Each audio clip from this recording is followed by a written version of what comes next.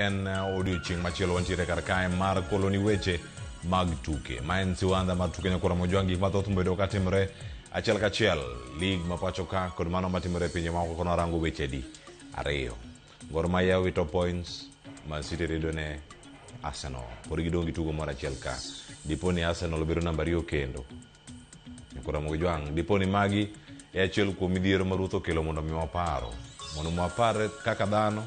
kaka jotugo bende giparre, kaka jogo mohero adhula bende obed gi paro moko bende e chunygi. Machiegni chenro ma kawuono. Ma en Siwandha Mar Tuke.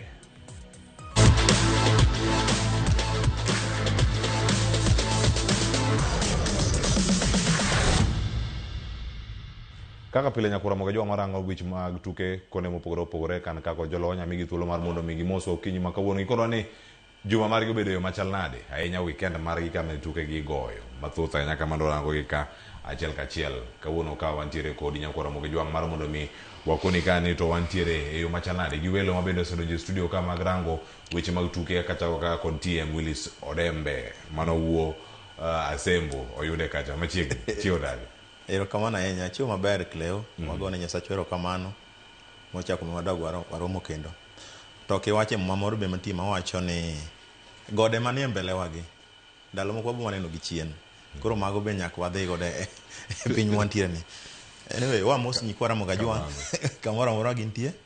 Jo Asembo Republic, Kisumo kane akanyawegi.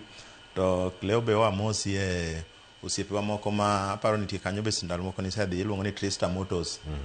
Giwacho ni gihero kipindi ni kabisa. Look gi joge. Giwacho ni kapok gidonje tich gikuongo gineno ga kendo ne giwacho na mosi kachopo. Erokamano ahinya Cleo.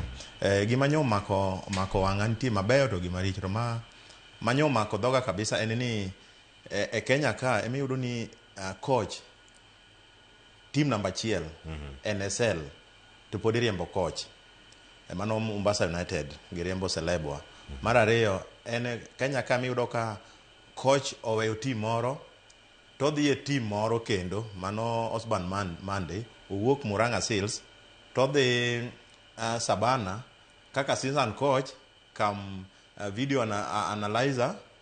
analysis to ng'amo odhi luwo en gande en interim coach. Kuro wakia ni eto en odhi bedo kanyo assistant coach ma in full capacity koso bende na interim. Kuro Kenya ka gik moko timore kendo nyoro e weche mag mpira be nyaneno ka team moro iluongo ni Berlin Union be oyiero mama kaka coach margi e piny Germany Bundesliga. Mama na paro ni mano en gima dhi maber sana kuom joma mine mondo wachak empower joma mine nikech iwacho nitiere weche matinde wachre ni onego be ni gima chuo nyalo timo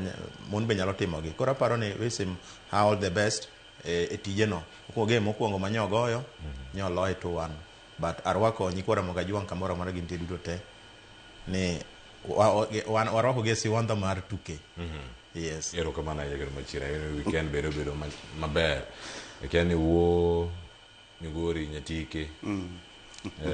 Uchal nade weekend obedo kodi machal nade an ka gode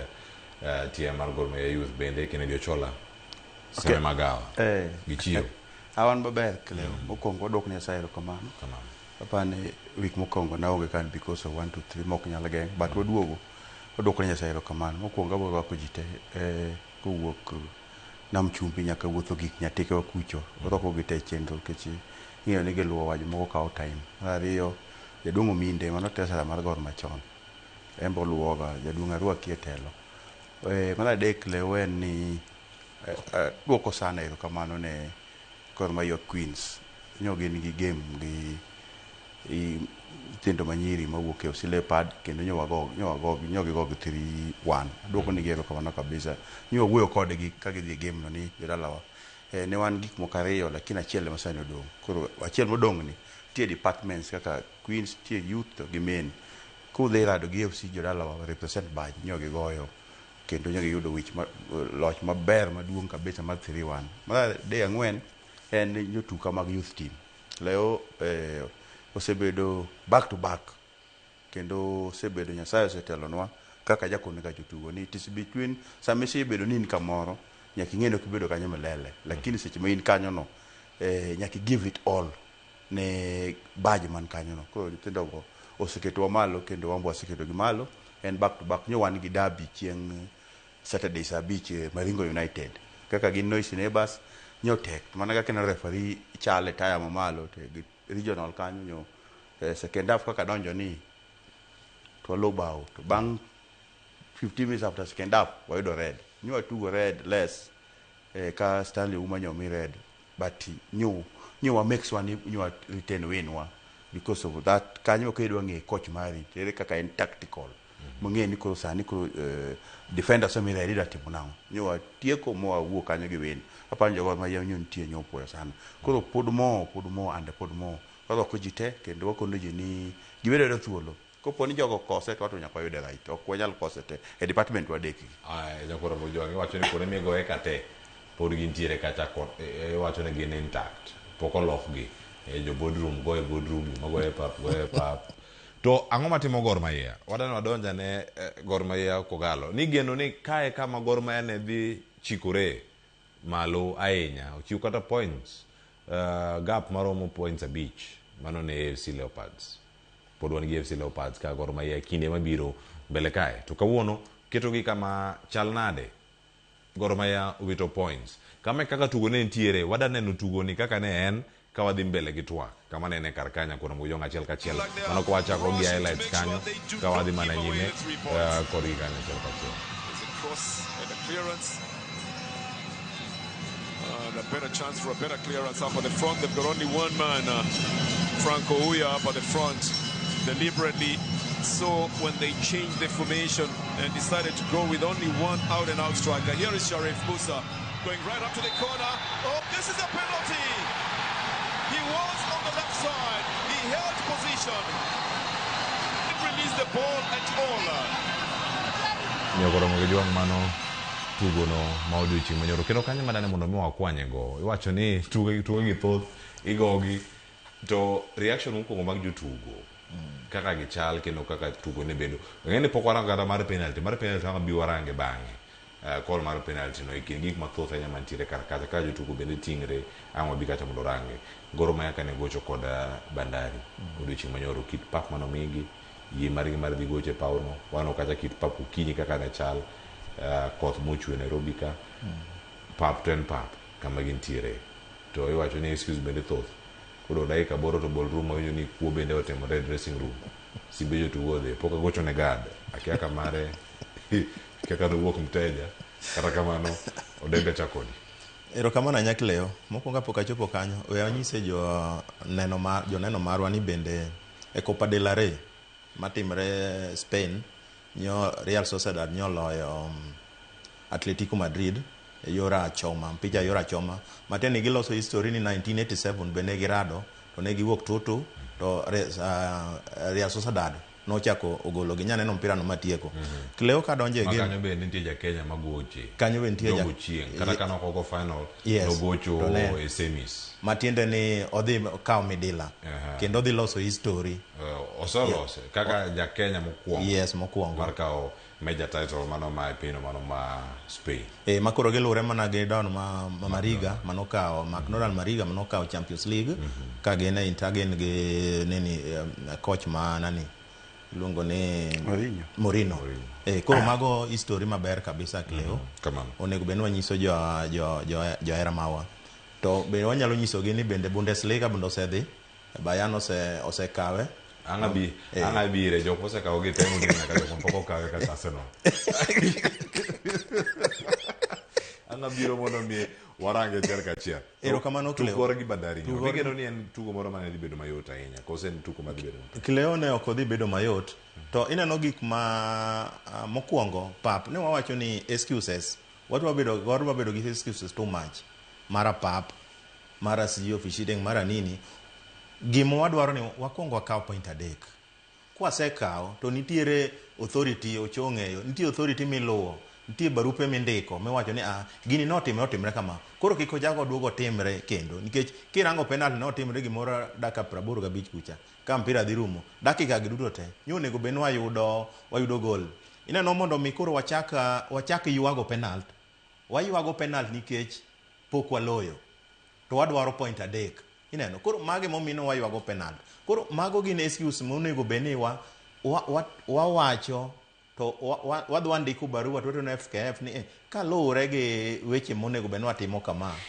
ok gino osebedo ka ok timre maber nyo wanene kotimre Mwea ok otimre maber kendo jogo duogo timre Kasarani ang'o madhi mbele to kodok korka pap ok en ni nikech koth to en mar Nyasaye ma ok wanyal wacho to gor bende onge pawgi makara kichako complain michako itero barua ni pap rach to federation dhi penji ni in pawi mane mikelonwa mwanyalo tiyo godo mobed kaka ni nikech saya ma ji dhi gocho gande ma lig chakorega indiko pewe to seche moko mage achiel kuom pewe pap mindiko koro ipenji ni inte mane indikonwa pawni ichako iduogo lalamika ni pawni rach idwa ni watim nang'o to federation bende onge pap piny mangima federation onge ga pap en ka mar national government to gi mag teams juma mokalo nolanda kanyo iloro Kasarani ang'o timre moyienegi podi mondo mi gibed ka donge owenegi nikech wach league matiende ni gikawo en kwayo maseche moko inyalo oro ka seche moko federation nyo kwayo ni kudwa lore pod kik ulore wago e game moro achiel nikech ka gitiyo gi power achiel to seche moko dhi bedo mokethre Nyayo stadium emomiyo gimiyo Kasarani to Cleo makosa to nitiere waneno makosa kata ibe nene en gima ng'ata ng'ata nyalo neno lakini players mawa magor mokwongo wakwongo low goal wakawo point adek then ekwa ter issues bang games adek wan gi point ariyo wawito point abiriyo chieng' ka inene Kariobangi Sharks wago draw wadhi kucha momona go draw na gi complain wachak wadhi Mwea gi complain officiating and pap wabe wawe mana kamano nyoro kendo monego beni gi arise onego beni gi wuok malo sama koro FC oselo onego beni walo jogi mondo wabed gi point abich mbele ineno gima koro gitimo gichako miyo wakondo excuse Cleo ok wadwar excuses kuongulo komondi kuseloyo to wabro bete mesra ne jowadwa ang'o marach to wachomo federation to wacho ni gini ogosebedo maber to ngeni kuseloyo be kuranga gima rach kuseloyo te mana celebration iwacho ni celebrate nyaka draw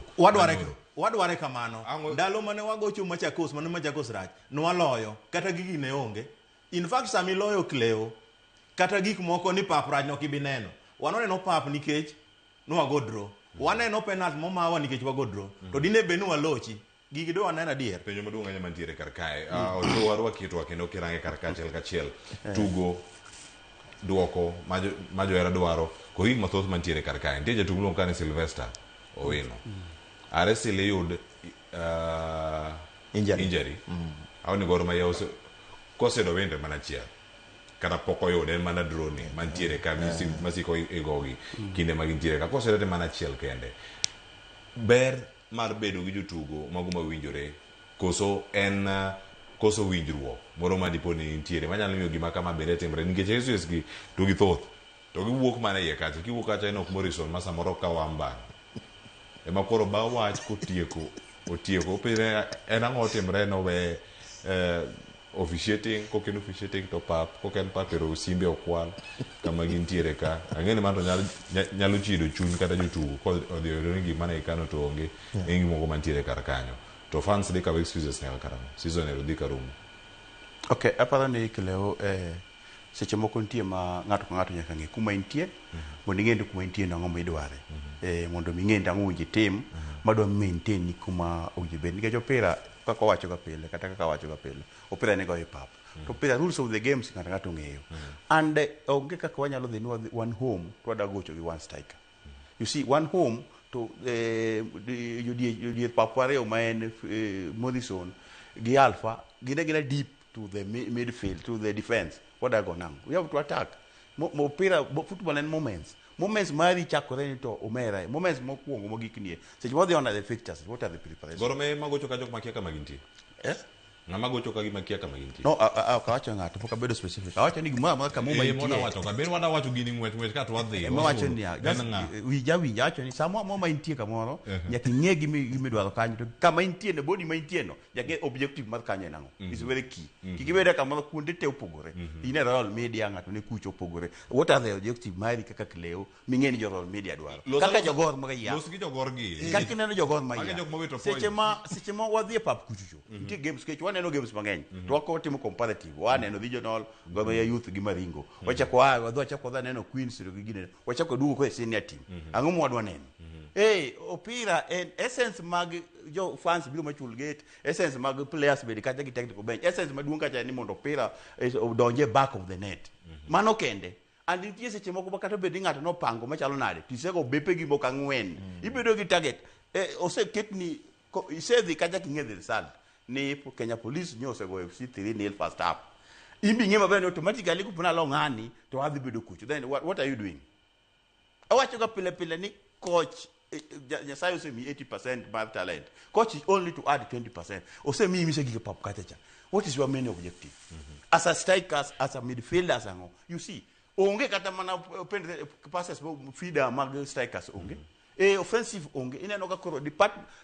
league okinyal kawo gi average players penjo Arsenal biro koni nyaka wabede gi outstanding jatugo maamua na pana kawuono taamua matingo gore ng'e kaka Medica Gethe ne time kaka Seven Kuma ne time you see magi character modwa neno the character than the attitude mar towards a match chemistry mar team ere jodalawa bajino jodalawa da kono player mara magocho ne goro and especially to the local players wan gi senior players kanyo wan gi Mbisi ni kanyo wan gi Wendo ni kanyo wan gi Lawrence Juma ni kanyo mago players mose go mpira mago character mose go mpira since the time of memorial then koro waso the very popular no mpira wadwa wane mpira okodwa neno gik moko monyo neno ka koro jodalawa gimose kethore onge but gimodwaro enango kaka jatugo ise sign ne go either two contract okibibedo kanya ka chieng kamo position mo mre kubere ka lakini ka chieng mori wuok kanyo ti wache na to natimo 1 2 3 it's very important again machal kama chokoro kaneno ka kuri go alpha sub okni okoinyore ingen sub biro gigi kukariyo sub nyalo biro tactically wanyalo go sub kata injury aya ingamo donjo correcta modonjo ni ango mitimo upogore mane alpha team imando benya kipenjri ko jadala wa local players go players mantie gi technical bench mai gi modongo kaka Gor Mahia fraternity mai gi modongo mo wuok ne ku gine omi ang'eyo dembe gine omi okra bedo kaka ng'ekleo gine omi ang'eyo ambaso sa chicho mo wuok mana game gine omi akuku mocho wukucho then ngato ka ngato department mari rest to the occasion mundingeni jogi Gor Mahia fraternity for the husband of all teams from East and Central Africa mai gi mokro wadongo kaka jokanyanam then idwa timo nango seche motimo inyalo loyo kwa dagi but seche mangato loyi kakire loch mane police loyo FC my friend kada fans uyonge gi excuse lakini marwani department king'iyo midfield king'iyo goalkeeping king'iyo striking offensive how many sort of target between 15 daka change ka daka paga beach and what is your objective Cleo koro miyo to ask kaka fans we are not okwan maber especially seche makoro police osetimu the donkey work makoro ng'ema ni bandari wadhi kuchua wuok wan okwadagi the result ginaga dek lakini Gor Mahia wan result wa en achiel koro wagwuoyo mana gi jotugo plus the technical bench wabeda ne kipenjo manyala abro koni ni ng'wech mora mora kata team mora mora chako gi tieko no kwanza dwara a lot of concentration tieko no especially seche mangato se gocho makengene adong mana kama tatimo kama wawere gi excuses wadonje pap to bere gi target wakaka technical bench wabere gi target wakaka playing unit ni dakika paga beach wasaro yudo ka bapo amukariyo square then ko ng'eto refa dadhi golo ginango mane kaka tim werigi wach ref werigi ango kila kitu kech pap to ichako no kichako kilo koni tidu ang tik kilo koni ngata biro gocho kanyo okay niko rach ok rach no rach ni jite to ko beto ben ni jite nikech mage gik mwango to mage kanye mose goche since year in year out koro wawuogu oko jalo fans wuok oko keneno kata sani kata get collections magwantie ido kata resa ketu kaka gintie osetim preparation then ngato ka ngato ko gikama ko gike jakileo to kata ni lane ni unga ka yang isi dibedi de gopira unga ka nge players dibedi bedo isi ngato ka ngato ni line de to kapo kidonjo kacha kindi gi Nyasaye is very important with the teamwork kindi gi Nyasaye ni Nyasacha Gor Mahia ni an makawuna adhi gocho ni namba beriyo to kabi gocho ni nyaka chieng sasa mako imia thulma gocho ni that do give the best erokamano the best ni ne Sharif Musa ochiwe kosoyo my penalty ma mokwongo wanya nena ne ka mokwongo en penalty kosoyo ochola nko mipori ka poka biro dembe mana kaka ni ntiere ada nene ka timia mana pa awacho pele ni laws of the game ngato ng'eyo gin gik mantie minyalo go gol kata inyalo somo wan gi aspect adek ma ichiwogo adhabu ni ng'ama timo makosa e pap wan gi verbal warning wan gi excessive use of force and the touch from the behind seche ka ineno ka gin jotugo ariyo modhide Sarif Musa to make the matter worse isesiemo seche ma center referee ose make decision my friend ka onge video assistant referee ka onge to ng'ama nyalo overturn gino to kopo ni nyalo overturn to challenge mini and laws of the game number D nikech center referee nyalo overturn gima lasma no wacho ka lasma onyalo overturn lakini ka onge video referee ma dhi go kucho to odhi ong'iyo to jite ng'iyo ing'eni video referee fans ng'iyo tembo ng'iyo to biro gileno to biro to lando ni kaluwe 1 2 3 ere a situation mane ma me say make decision to over your decision my friend okay gima dokono referees ni tires gi gimitime pap kata gimitime buluwi to ki gi provokers kechi rules of the games are very clear to kagi set gicha gitime chu kumacha gitime cha ne waleng ka gicha gitime gima duong mogik en ni awacho ga pile ni kama koro gikeni wacho ga pile ni yen yore adek kende ene mudho ene mesa ene pap koro gigi kik ng'ato gigo te wanyalo luogi to seche ng'ato dwoke no obvious ni wan ko dhi gocho to is obvious ni maka decision nyaka bed kama to is very alarming wadwa neno pira nikech gima wacho ka pile no pira dhi kachiel go hala ng'ato se biro kata da uso njuke ng'ato da timo in koka ida timo gik koka inaka it is a very unwanting and ochole luoro mabor gini penalty koso penalty gino sa penalty ero kamano Odembe penalty koso penalty Leo wan gik moko ariyo ka gini kako no keto penalty to tayari no se gine penalty makosa mantie no se siemo to onge mana kaka ucho wacho ni onge ng'ama no analyze video kata VAR moro mi wacho nye onge kanyo koro gima nyolo VAR ni onge ok ni onge league makende yes onge league makende Tanzania wanene nitiere kendo itiyo kode league mano maduong' ma piny Tanzania piny Kenya ka onge to ref timo gik abila mo timo kasarani gimitimoga in situation bilano en ni gima ne wanyalo duoko wachien en ni owuok to dhi consult lineman to koduogo to nyalo wacho ni okete free kick nikech ne ng'acha ne gichako struggle oko mar line to dhi ogo iye kucha mane gima oyie ni mondo tim ka onge VR to ise point katikati ise point penalty to mondo mi loke en ni ibro neno ka seche moko lineman mi signal to iringo ire lineman makon iringo ire to console ichalo ng'ama console mane gima mane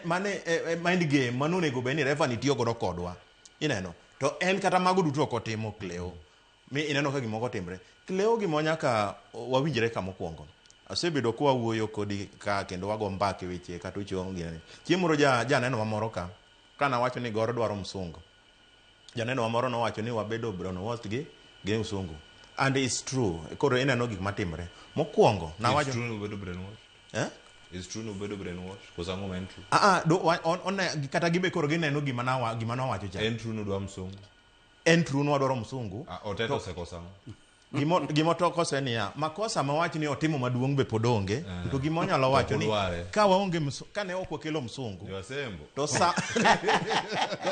to sama no wakelo tete Cleo nonego bed ni wakao local moro waketo coach to ok en coach ing'eni coach mosebedo gi problem en nitiere coach moro ma en odwaro tij coach cha mano pogro ocho nyalo wacho ni sani kama nitiere ni ne gin gi coaches moko miyudo ka sama nitie ka odwaro tich mar head coach lakini kibeta beta kacha ni tijino ka in team manager to mane mitiyo ka ni assistant coach ne mitimo otete ne ber ka ni miyo ng'ato nikech Cleo sani waonge kata mana team manager ing'eni waonge godo chung'eyo waonge team manager waonge assistant coach ma local to kirango history mar Gor gi nyaka wasekawo league mogik ka wan gi Nam ne en assistant coach ma ka Sofapaka gi Maruz ineno magin en gimo sebedo ka timre ka wakawo league ndalo wan gi Natal gini ni ro ka wan gi nani gi wan gi Ouna wan gi nani wan go Gola Bobo Gola ineno mano international to kendo en former Gor Mahia coach. Ineno e player manyiso ni nitiere gik moko monyalo wacho, gik moko wacho ni to wacho ni jowadwa wang'eyo Kasarani kaka en ga, to pawe chal en ga kama, watimo kama to ineno ka gidhi adhi makare. Koro dine ben wakelo coach kaka wakelo Tete, to nwamiye assistant coach ma local magibedogo, to wamiye team manager mamachua mong'eyo gika ginien. To mogika Cleo ne wago mbaga ka gocho, to nanyise ni sawa, ne udhi mu uloko kuom ji 11 uloko fees mar goro bedo ji 4. To gima ne onego ben watimo kendo nonego ben chik wacho ni onego ben wamedo nitie komiti moro mar ji 4. To komiti mar ji 4 okaber, onego waketie referee moro machon manigi connection gi ma referee mong'eyo wach mar game, ma kaponi gimoro timre kama to barua nyalo ndikre yo maber to the federation, to onyiso owacho ne nyaka joka sheria namba kama kaka gino nego benie bedo gik miwinjo ko wacho kagi. Mar ariyo, obedo gi ng'at manosebedo e Gor ka mong'eyo gima Gor en official moro machon mar Gor, ineno. Mar adek, wayude e ng'at moro mowuok kuom oko mar beda oko ma en onyalo yudo connection gi fans mawa mondo gigi obed, nikech sani koro kata kaponi wachopo kacha dier wabedo gi case, ng'ama dhi ndiko nwa gi chuno ni wadhi manyo ng'ato kendo wadhi manyo refa moro makando mondo miwa chik kaka chik wacho, nikech chike gi nitiere chike ma refa seman godo, wan ok wanyal kata bed CEO ok nyal bedo kode. Koro Cleo wan gi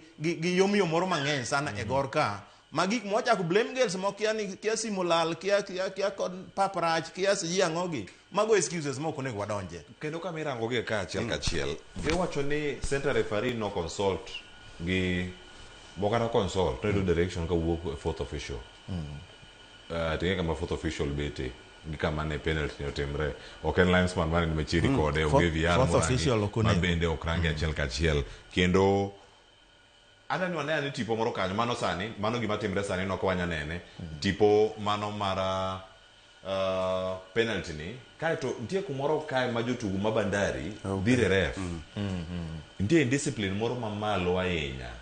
Ang'o monego timre kini magini timre, madwaro card mane, mana ochola, mana kanyo,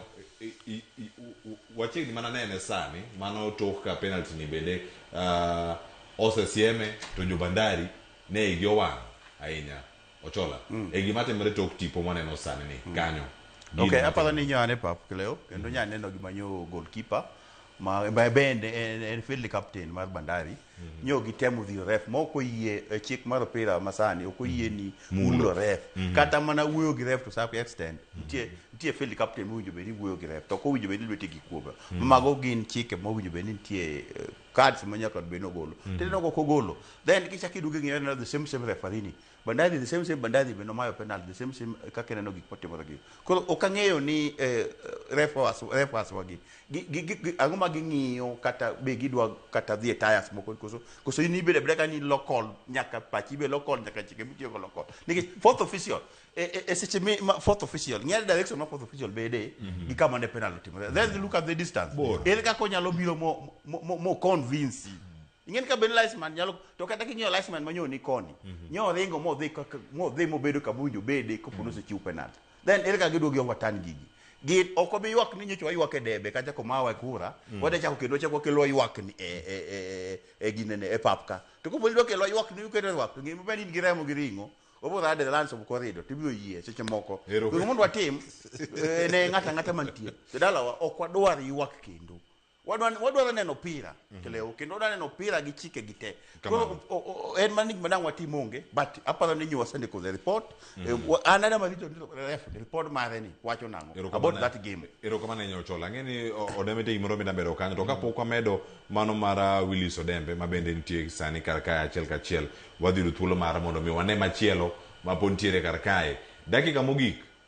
tugo rumo med dakika 5 ero wanene.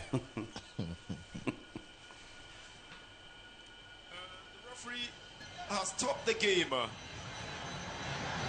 and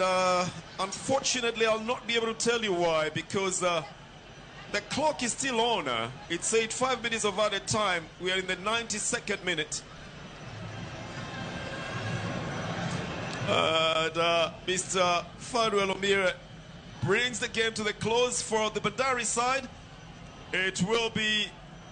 a relief. Yeah. Nyakora mojo. Mane kama nitiere. Agin gik mathoth ahinya matimre. Machiel kuomgi mano timre. Odembe. Bolo me dakika 5, dakika 92. Dakika 2 kende osetieke. Jo Bandari mor. Nino ka Sharif Musa ashifua gini ji yo wang jipere ni ang'o timre gini pod kwano wage mabene support the bele ligwa ni kama presida Hussein Mohamed ani gino chopo be namba chiel league go chop gitembe belagi Cleo kama is very unfortunate kama wachope ni to Cleo mane gima yuago ga pile ni wagol league ni elwet federation omi kambi manyalo tayo league kaka KPL ndalo mar oguda gini ne nitiere discipline kenda wacho kaka pile there was a time mane waketho mpira mane mpichi Gor Mahia gi Mathare United no kethre no wagoe 45 minutes Nyayo without fans ma in fact anayudo mnana fans manene kalure to ne onge no chal mar corona Cleo kwa nyalo bedo gi body bilano nikech sani kwa no league ni chal mana gima nitiere kaka kumo chomo kineno kaka league ni chal nikech ma endi play ma refa ni en refa mo sero mogo nyaka e time mapiny gapo no chonge en wasebedo kode wachako kode kotin nyaka sani koro kineno gik moko motimogo to ma midware ni yude badge mar FIFA mondo idhi oko surely be inyala dier makata mana commentator winyo ko be oshanga Cleo it's high time mondo mi waket ni league ni waduoke elwet nini moro ka nikech nitiere jomo osebedo ni league ni nigitie kama gidwa no dhiye ok adona chop kama ochose chope nikech ochodo koro sani yo wang mogik ma ochoko wuok kama chieke ni to lwenye mu owuok koro ok adwa ni kar lwenye chop jokodane kar wambo kodano chop kanyo wambo kono chop kanyo wadwa no chop ni kata kapo ni loyo wa Cleo ma league ok wakaw to ok wakaw league ni wane mwatimo makosa marwa tok ni jomoko ochako timonwa gik moko no gichako miyowa weche mok nine referee onyeko bed up to tax to gimonya ka timre Cleo referee nyako bed suspended koko nyal bedo suspended to kara federation donge gini referee nyaka be suspended mondo nik barua mondo ngani kaber to duoke taya mapiny erokamano uduogo goche divuan koni mondo bede lesson wach mantiere kara kanyo wach mangima nya mawinjo kaka wuok ma TM Willis Odembe wach ni gimoro ma wang'o ich ahinya wach ni chulo tiko ichopo teno gik machalo kamago tugo manono to ken tugo manono en tugo michulo nyakoro mogo jwang mogo dita mipimo wada no ne chung mar league mano mapacho ka ada dhi mar Arsenal ada dhi just to go kamo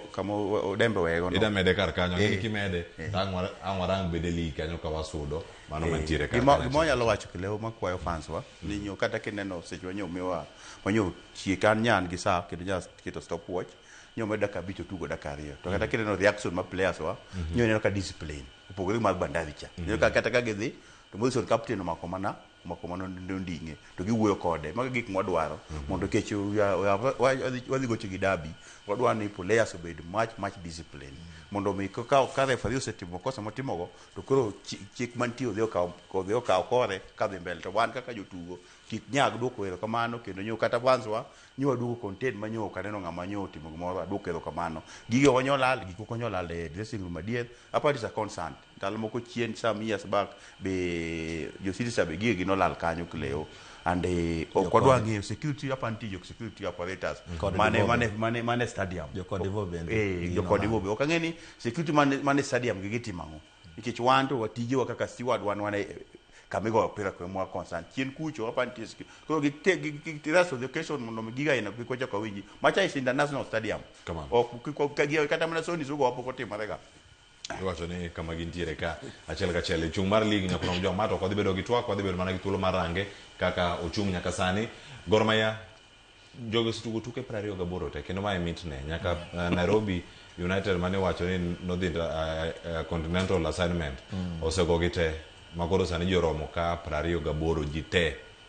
nyakoro mojoga mane ka ochung Gor Mahia namba 1 podi points adek ewi AFC Leopards manigi points 55 Gor Mahia 58 Kenya Police manogo AFC Leopards guda dek kuom nonoka ni namba adek gi points 40 koda aberio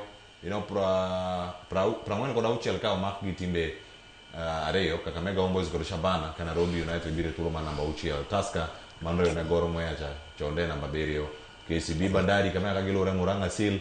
mabende neno malit ahinya lwet Nairobi United weekend ka inene kanyo Mathare United Posta Rangers ka gidhi kanya dakika mogik kacha nitiere jogo mantiere relegation kacha Kariobangi Sharks Bidco kod Sofapaka to kiwuok kar kanyo nitiere jok manyalo donjo lig ni ka jogi osedhi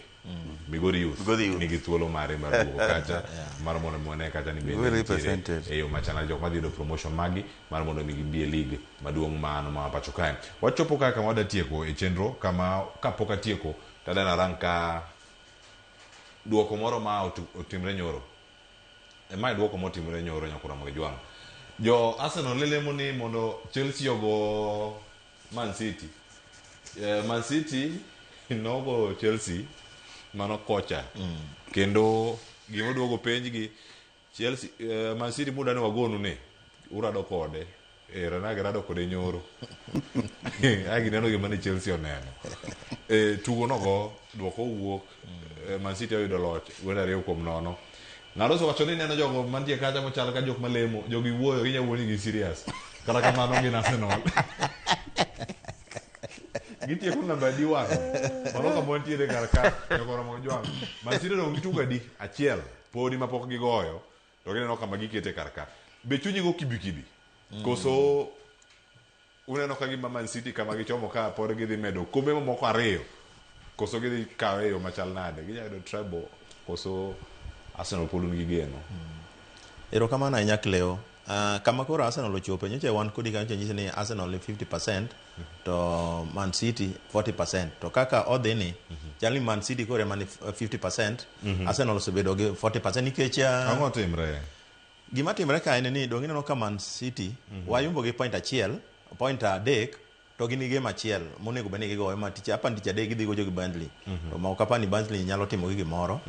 to gol be manyiche wan go mbele idong gol achiel nyo gisepunguzo dong gol achiel matiende ni ka gilojo ka to gidhi wadhi tie points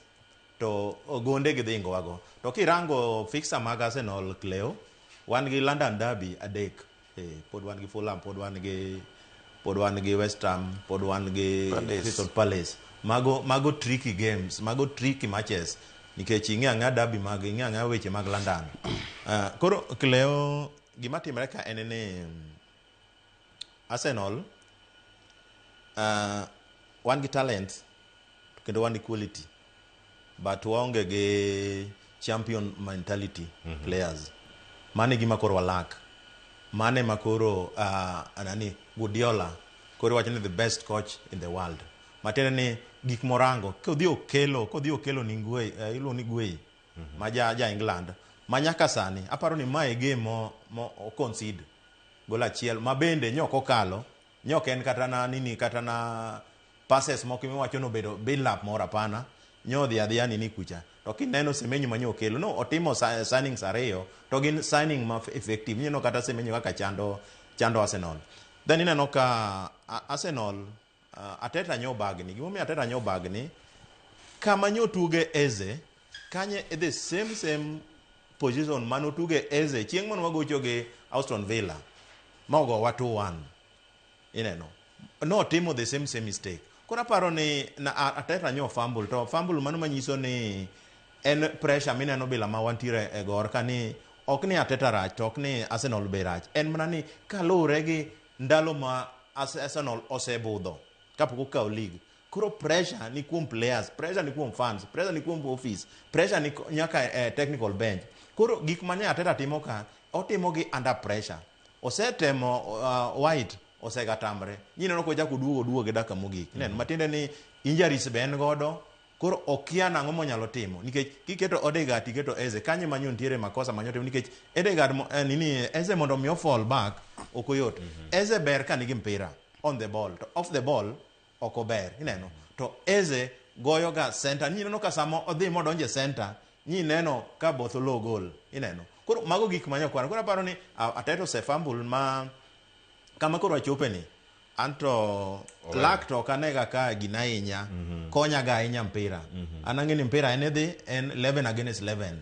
tiloyo koro kama koro chopo ni chuno na bende ang na kawi ma jo wadwa kawo ga lak ni ni in case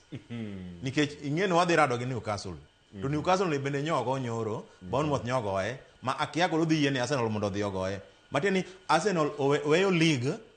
manyo margi manyo nie mesa tayari to gima ng'ano timo Guardiola timo en gima tin